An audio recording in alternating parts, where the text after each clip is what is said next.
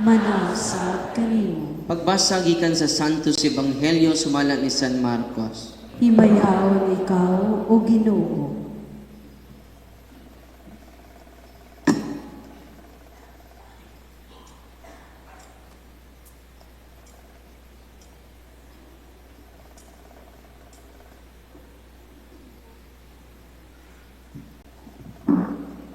Usa kay gayon ni ana nagpuasa ang mga sumusunod ni Juan nga magbubunyag ug ang mga Pariseo ug may pipila ka mga tao nga miadto kang Hesus ug nangutana kaniya nganong nagpuasa man ang mga tinun-an ni Juan nga magbubunyag ug ang mga Pariseo apan ang imo wala.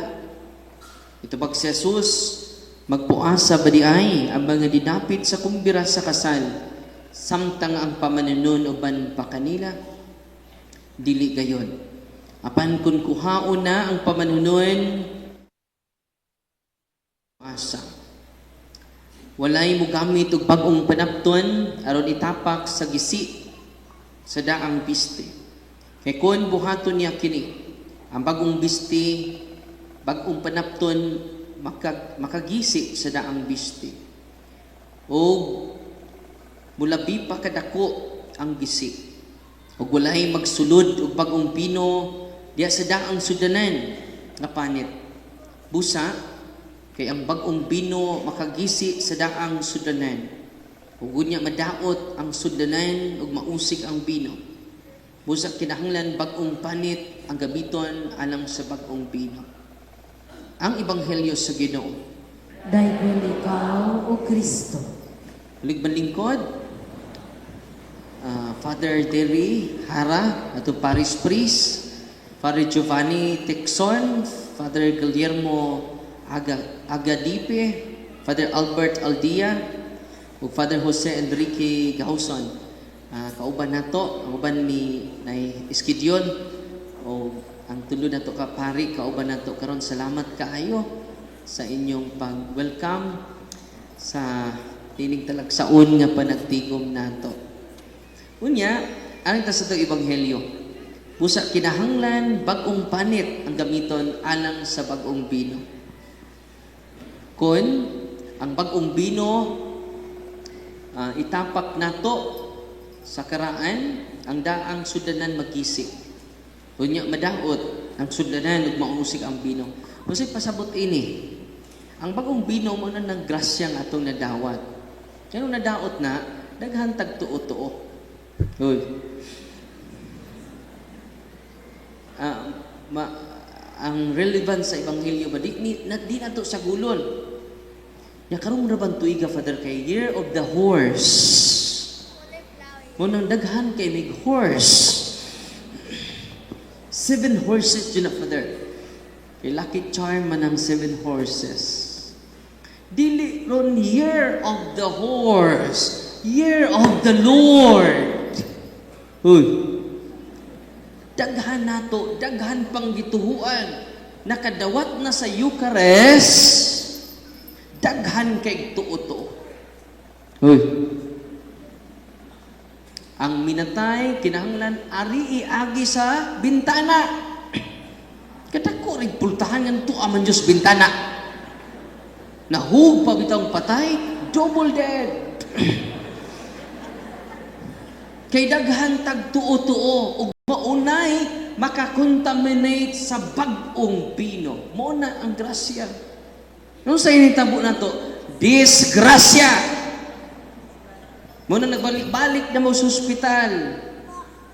Ang inyong negosyo bisan unsaon ninyong panukli, nahurot gyapon panukli. Ngano man tungod ni ana dili compatible ang bag-ong bino, bag-ong pagtulunan ni Kristo sa daang pagtulunan. Mateo Kapitulo 5, 15 versikulo 9, ningon si Jesus, kawang ang inyong pagsimba kanako. Ano sa to? Kawang ang inyong pagsimba kanako. Kay inyo pang gituman ang pagtulunan, nga gikabilin-bilin sa atong katigulangan. Uy, grabe no? Sige lagi simba diri pero daghan kay pagtuludan nagibilin sa tong mga lulo. Nya mo man gisulting lulo. Tinoo dili. Yamingon di magtukod o balay kinahanglan ang balay at tubang jud didto sa sidlakan. Kining imong balay no ato ning gubon. Ni guba sa imong balay kay duna kay tapad. Kining imong bundo dunay nagpuyo ini nga diwindi. Nya sa buhaton na to, balayin ang diwindi. Nga silingan na mo. Di ka ka makigsilingag kawatan, nya ganahan ka makigsilingan sa daotang espiritu.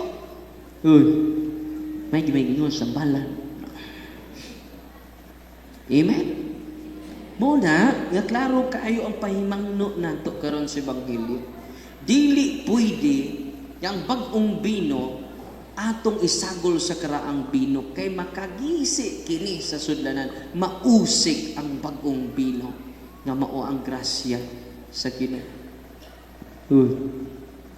Kinsa ra itong tuhuan? Ang simbahan.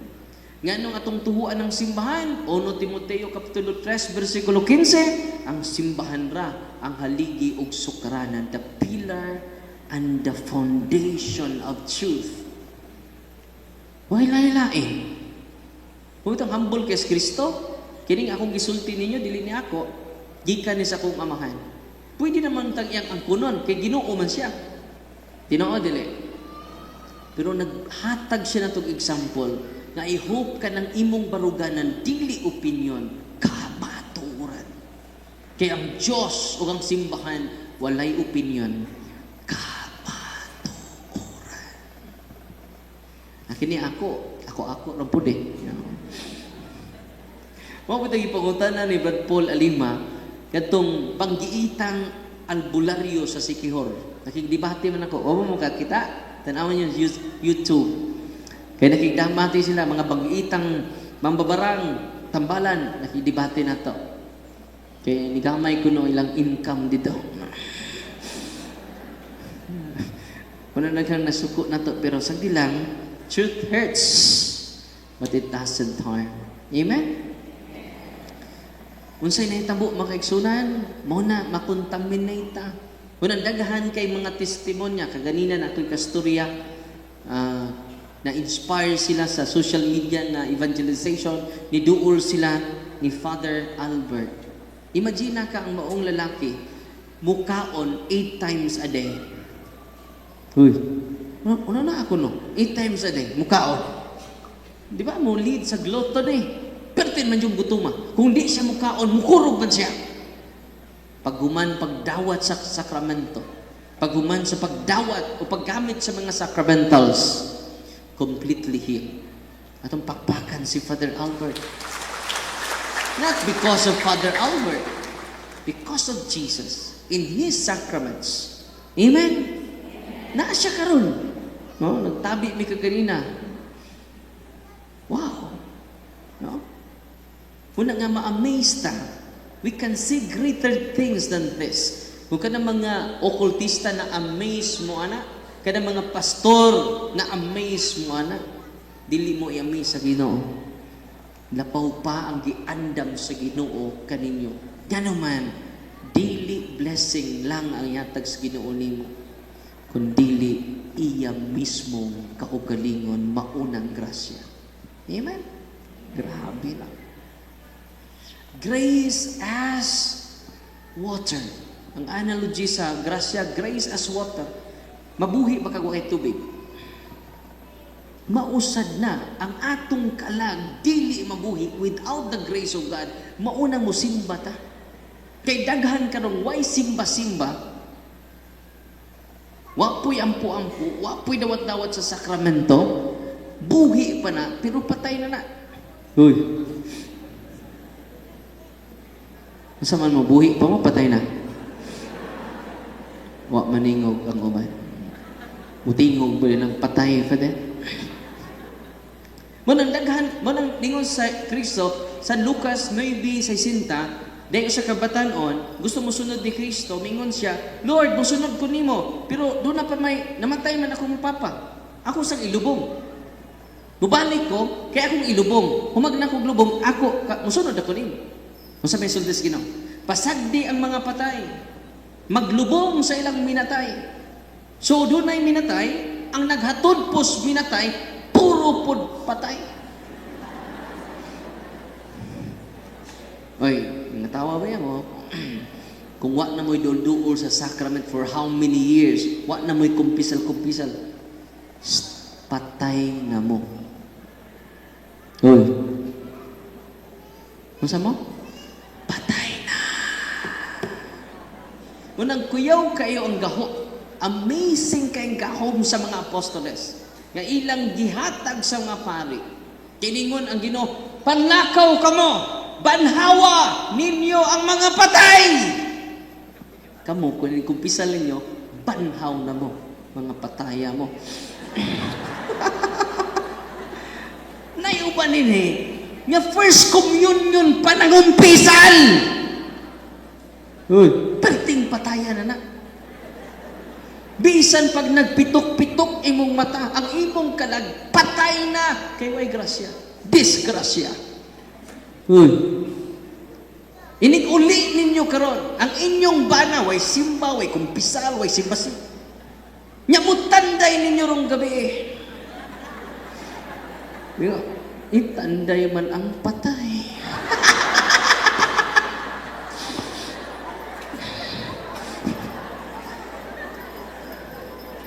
Nya ikaw po, sigig simba, wa po'y kumpisal. Okay ra mo tanday ni akong bana nga patay. Utro man po kong patay. Mao na, nga gamhanan kayong pare. Si Father Albert, si Father Derry, si Father Giovanni, every time muduol mo sa kumpisalan, nabanhaw mo. Muna'y sugo ni Kristo na mo, panglakaw mo, banhawa ninyo. Kanay mong tapad, pakunta na, buhi pagkapatay na. Tug-ani ko. Kay mga tunatas mga pare, aron mga buhi na ta. Sa dugay panahon, nangamatay ta. Nasabtan ninyo ang gisulti ni Jesus. Pero timan ini ang gahom sa pagpabuhi nato gikan sa espirituhanong pagkamatay naara, libre ra, naara sa sakramento sa ato simbahan. Amen? Grace as water. Nga naman, gikinahanglan na itong tubig. The grace is not optional. It is absolutely necessary. Nga naman, di takasod sa langit without the grace of God. It is a supernatural life of God.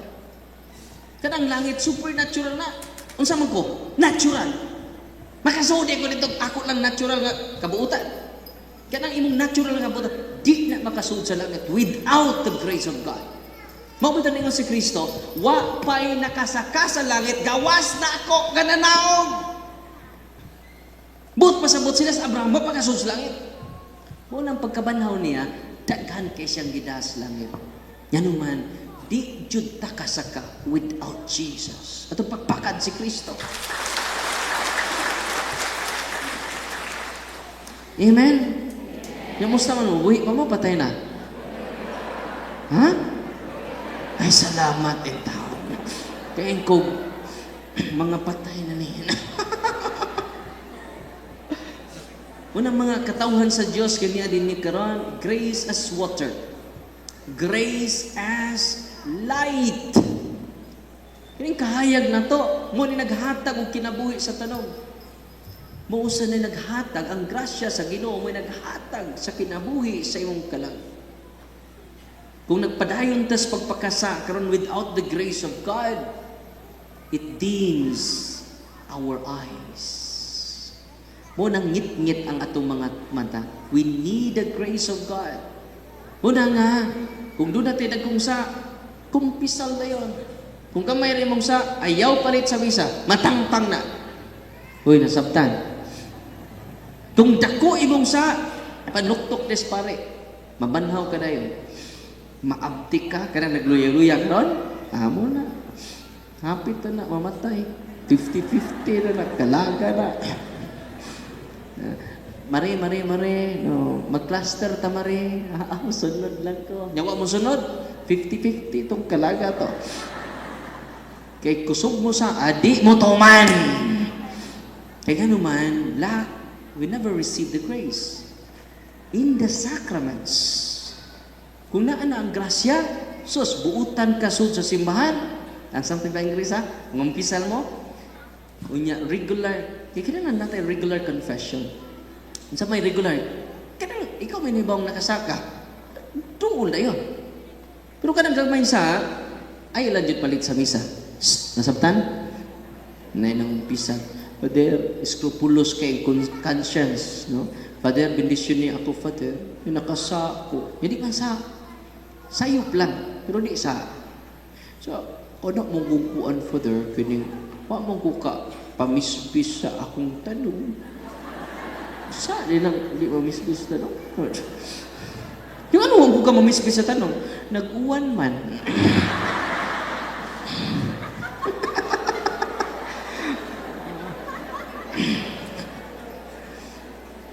Namisbisod ka, bisang nag-uwan, niya mabasa ko.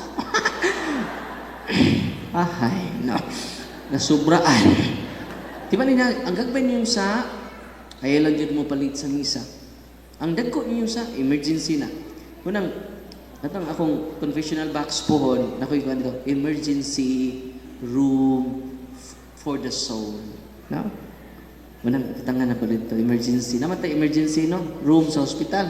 Kaya sa emergency room, katong mga 50-50 nga kalag, no? Or katong namatay na dyan. Bisag, kuyo kayong sakramat. Mubuhi ko patay. Grabe, no? Katong akong banak, patay na dyan to. Patay na dyan to. Katong akong lulo, patay po to. Susunod adlaw, dad-adjud ang mga patay diri ha. Kay na ay buhi ron, pero patay na. Oo. Unsa man ang buhi, patay na. Maunang mga tao nga di manimba. Kay tulo man ni ka membros Katoliko. Pila membros Katoliko? Tulo. Ang unang membros Katoliko, kining gitawag siya og non-maximal Catholic. Unsa man ni maximal Catholic? Bisag way misa mo simba jud na. Kana mga CWL ba? Ano kita mga Katolikong way lingaw, no? Retired na ba? Mga CWL na. Huwag na sila. Wala maximal Catholic. Mas daghan pa na tambungag misa kaysa pare. Ang pare, no? Duha yang misa. Ang usapod, duha yang misa. Gitambungan tanan. Ang pare, duha yang misa niya natawa. Siya, upat. Wala maximal Catholic. Napoy kaduhang Katoliko. O kining maximal Catholic, buhi kaya na. Kinabuhian yun na. Kining nominal Catholic. Saan na yung nominal? Nomen. Katoliko lang sangan. Kaya gano man, KBL, kasal, bunyag, lubong. Wala siya.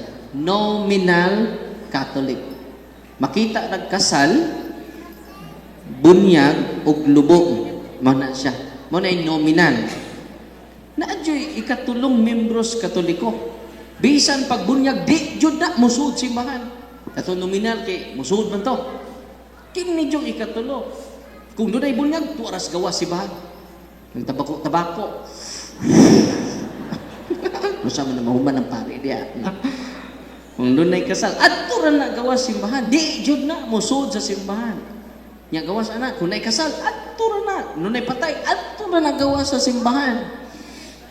Masa may tawag ka na? Animal.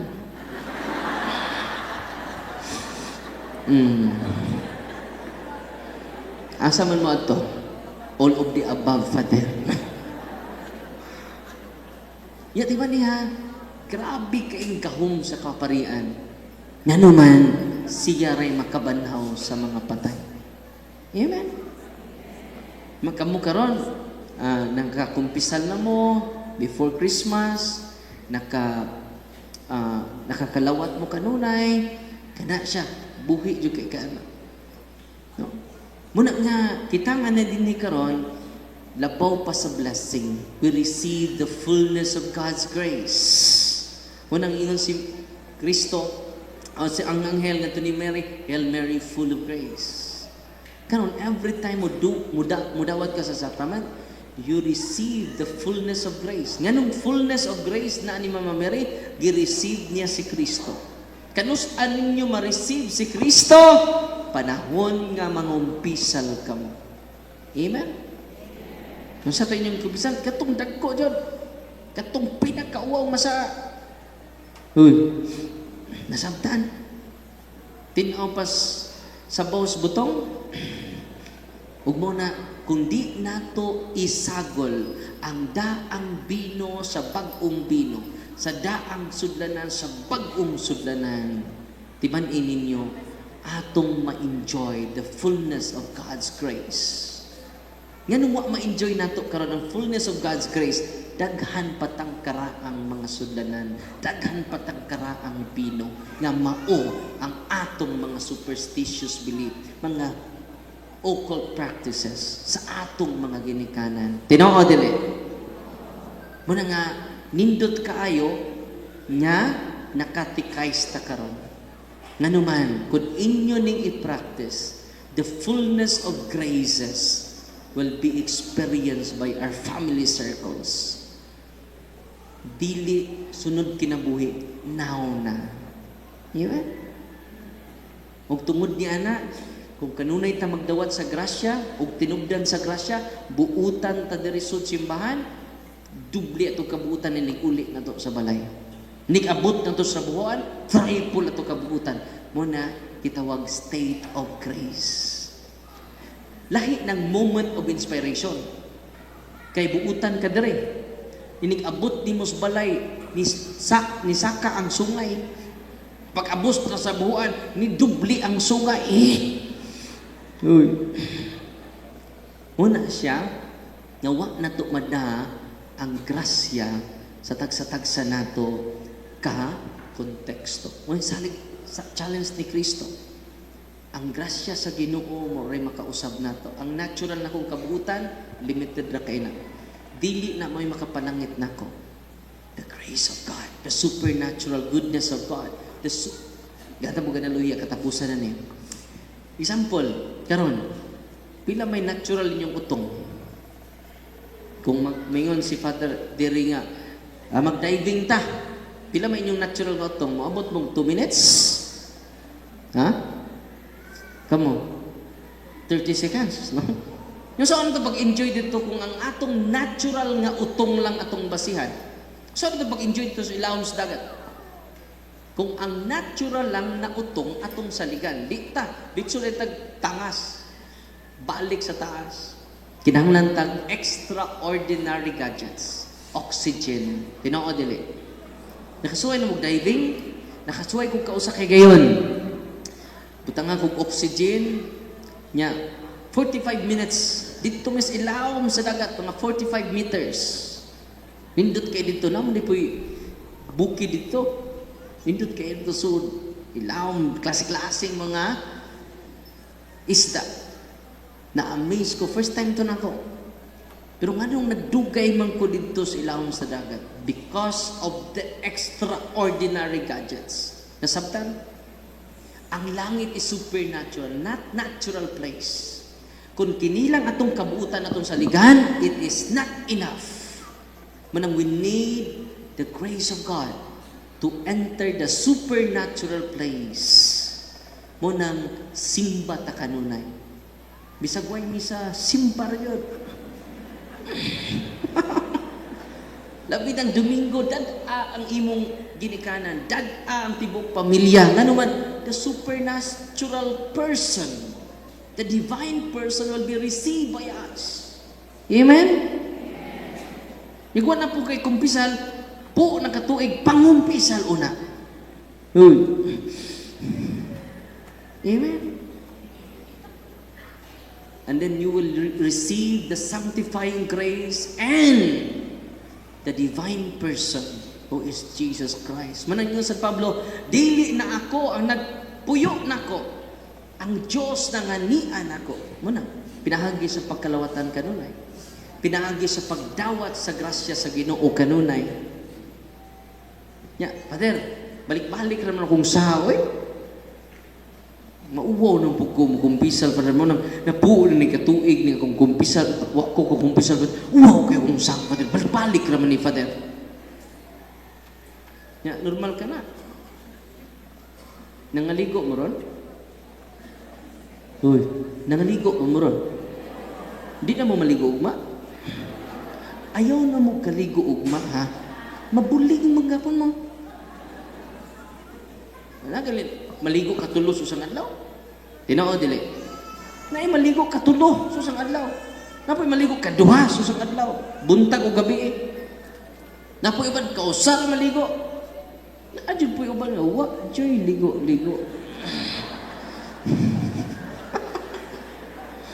Ew, yaks. Oh. Nanutpras mo ron. Ayaw nung panagprason niya. Balik-balik naman po ng kiki. Normal ba nga di na po ka manutpras? Tungod kay, doon na po kiki, mong tapot sa imong ngipon. Normal na dyan magbalik-balik ta. Di ba? Nya karong panihapon. Kausara ka muhingit. Mabusog ka. Kausara mo muhingit. Ayaw na balik-balik ha. Mabusog dita. Munang nagbalik-balik ta.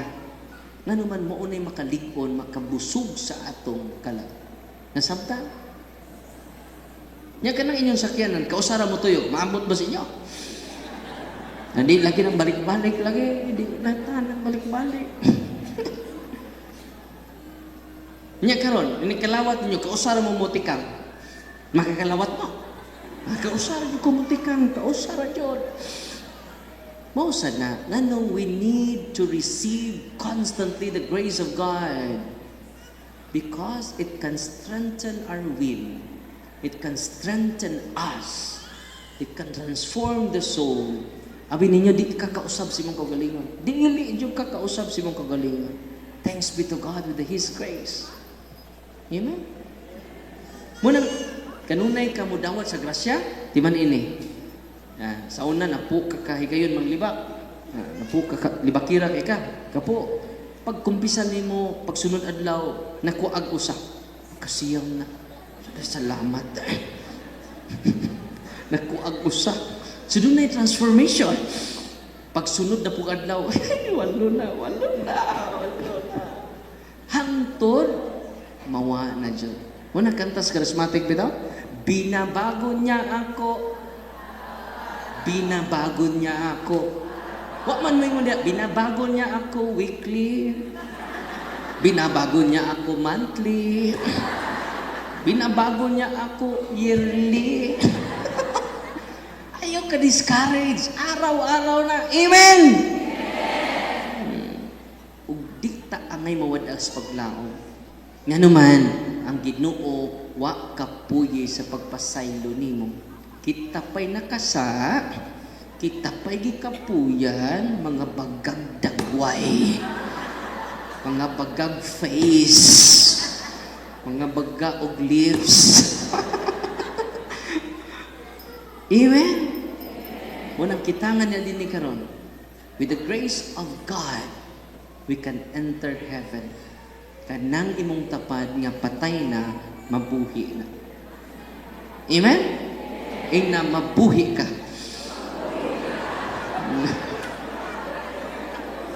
Nya kung kanunay mo magdawatan sa grasya, dasig mo kanunay. Karon, sira mong panghuyab.